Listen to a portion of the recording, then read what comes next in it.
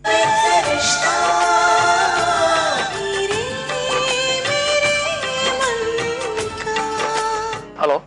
Hello, मैं बोल रही हूँ। अंजिता क्या हुआ? तुम इतने परेशान क्यों लग रहे हो? अजीत, अजीत आई घर छोड़कर जा रही है। मैंने उन्हें रोकने की बहुत कोशिश की, लेकिन वो मेरी एक भी बात सुनने को तैयार नहीं है। मुझे कुछ समझ में नहीं आ रहा कि मैं क्या करूं। अंजिता, अति शांत हो, शांत हो। मैं यहाँ से तुरंत निकलता हूँ और जितना जल्दी हो सके घर पहुँचता हूँ। आई रुक जाइए, आई प्लीज रुक जाइए। आई मेरी बात मानिए ना। आई रुक जाइए ना प्लीज, प्लीज। आई, ये आपका घर है, आइए इसे छोड़ के मत जाइए। कब्जा कर लिया है और मेरे बेटे को भी मुझसे दूर किया है। क्यों रहूंगी मैं यहाँ? मैंने सुना है कि आजकल फैक्ट्री में काम से ज्यादा मेरे और मानव के बारे में चर्चाएं हो रही हैं। तो मैंने सोचा क्यों ना मैं खुद ही आकर इन चर्चाओं को खत्म कर दूं।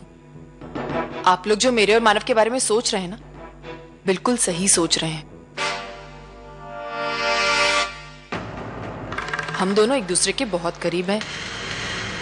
हम दोनों में सुपरवाइजर और वर्कर से भी कई बढ़कर एक रिश्ता है, और उसी रिश्ते की वजह से हम एक दूसरे का ख्याल रखते हैं। अब जाहिर सी बात आप लोग ये जानना तो जरूर चाहेंगे कि हम लोगों के बीच ऐसा क्या रिश्ता है ना? तो सुनिए, मैं बताती हूँ आपको। हम दोनों पति पत्नी रह चुके हैं। मुझे लगता है मेरी इस एक सच्चाई को सुनने के बाद आप लोगों के आपके सारे सवालों के जवाब मिल गए होंगे, है ना? तो आज के बाद इस कंपनी में मेरे और मानव के खिलाफ कोई बात नहीं की जाएगी। अजीत, आपने आने में देर कर दी। आई अभी थोड़ी देर पहले ही मंजू ताई के घर चली गई हैं। अजीत, अजीत जल्दी जाइए और आई को मनाकर वापस ले आइए यहाँ पर। नहीं, मैं नहीं जाऊंगा। अजीत, अभी क्या किया? अगर उसे लगता है कि वो ताई के यहाँ खुश रह सकती है तो ठीक है, उसके मर्जी के मुताबिक जो भी होना है होने दो। लेकिन अजीत, ये आई का घर है। यही तो मैं कह रहा हूँ। हाँ, यही आई का घर है और मैं चाहता हूँ कि आई को भी इस बात का एहसास हो जाए। मेरा बेटा मेरा नहीं रहा, जो मेरे खिलाफ एक शब्द भी नहीं सुनता था, वो उस वंदिता के बातों में आकर मुझे 4 बातें सुनाने लगा है। मैंने कभी सोचा भी नहीं था वो ऐसी जोरू का गुलाम बनेगा। तू चुप हो जाना। आई देख, मैं हूं ना तेरे लिए, और इस घर में तू आराम से रह। तुझे यहाँ से बाहर कोई नहीं निकालने वाला है। आप अभी मुझसे नाराज हैं? नहीं, आज जो तुमने किया है उसके बाद मैं नाराज कैसे हो सकता? तुम्हारी जगह मैं भी होता ना अर्चना, तो मैं ये कभी नहीं कर पाता। तुमने जितनी बड़ी सफाई दी है अपने जॉब को दांव पे रख के, ये सबकी बस की बात नहीं है। ये मैं भी नहीं कर सकता था, ये सिर्फ तुम कर सकते हो, और इसलिए मैं तुम्हारी इतनी इज्जत करता हूं।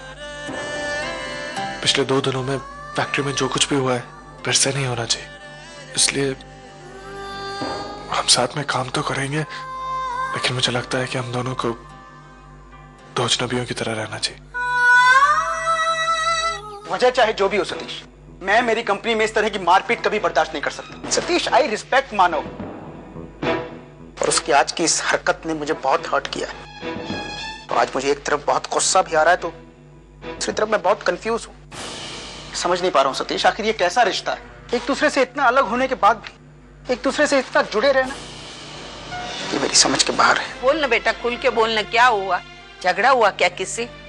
अरे बोल ना बेटा, हम तेरे आई बाबा है, हमें जानने का हक नहीं है क्या?